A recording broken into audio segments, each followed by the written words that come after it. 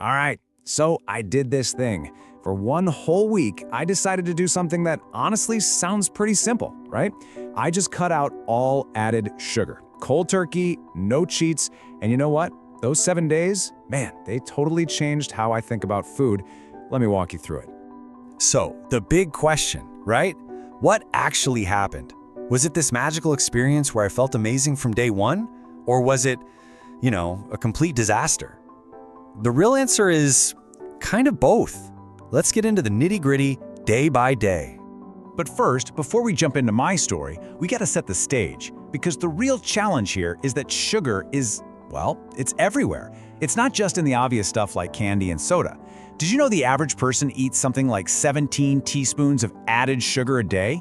It's hiding in places you'd never expect. Your pasta sauce, bread, even so-called healthy yogurt. And that's what makes this whole thing so tough, but also so eye-opening. Okay, I'm not gonna lie to you, the first 2 days, whoa. They were, hands down, the absolute toughest part of this whole week. It felt like my body went on strike. It was not happy with me. And look, this isn't just me being dramatic. It's a real thing. It's called sugar withdrawal. Think about it. My body was so used to getting the super fast, easy energy hit from sugar, and then suddenly I just cut off the supply.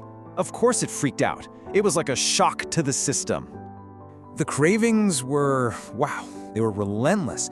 It was like this little monster on my shoulder just screaming for a cookie. On top of that, I was exhausted, super grumpy, just ask my friends, and I had this dull headache that just wouldn't quit. I totally get why people cave at this point. I was so close. But, and this is a big but, if you can just hang on through that initial storm, something incredible starts to happen.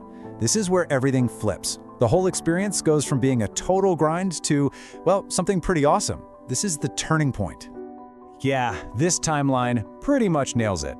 You can see the whole journey right here. Days 1 and 2, total struggle bus. But then, around day 3 or 4, things started to shift.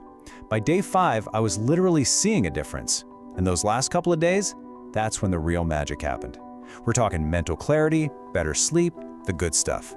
And then, get this. You know that 3 p.m. energy crash? The one where you feel like you need a nap or a gallon of coffee just to make it through the afternoon? I always thought that was just normal. Well, that disappeared. Gone. Instead of being on that sugar roller coaster all day, up and down, my energy just stabilized. It was this smooth, steady burn all day long. It was a game changer. But steady energy was just the start. Seriously, there were a bunch of other benefits that I was not expecting. And these were the things that made me realize, wow, this little one-week experiment could actually have some lasting effects. I mean, look at this list. It was wild. Physically, my skin started clearing up and I didn't feel so bloated all the time, which was amazing. But honestly, the biggest wins were in my head. It was like a mental fog I didn't even know was there, just lifted. I could focus better, I was sleeping like a rock, and my moods were just way more even-keeled. But here's the thing that blew my mind the most. Remember those intense cravings from day 1? By day 7, they were basically gone. I didn't even want that stuff anymore. It was like my taste buds got a total factory reset. A simple apple tasted unbelievably sweet and delicious, and the thought of one of those super sugary desserts I used to love, it actually sounded kind of gross. This whole thing got me thinking, and it led to this huge aha moment. Why was this so ridiculously hard at the beginning? It's because the enemy wasn't just the candy bars and sodas. Oh no, most of the sugar was hiding in plain sight. And you might be shocked by the usual suspects. I'm talking about things we think are healthy. Your jar of pasta sauce, that salad dressing, your morning cereal, even flavored yogurt.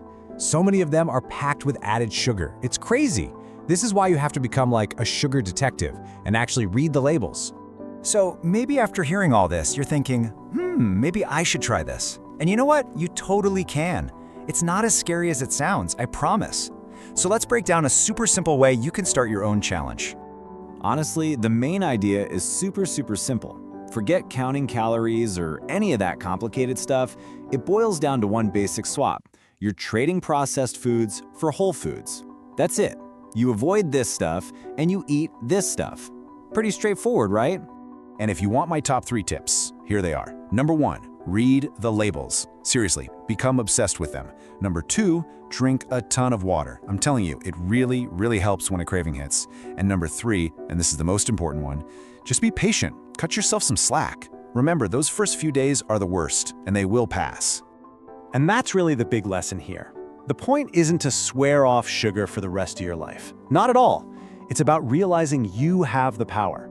Just 1 week, 7 days, is enough to hit the reset button on your body, change what you crave, and prove to yourself that you're the one in control, not the sugar.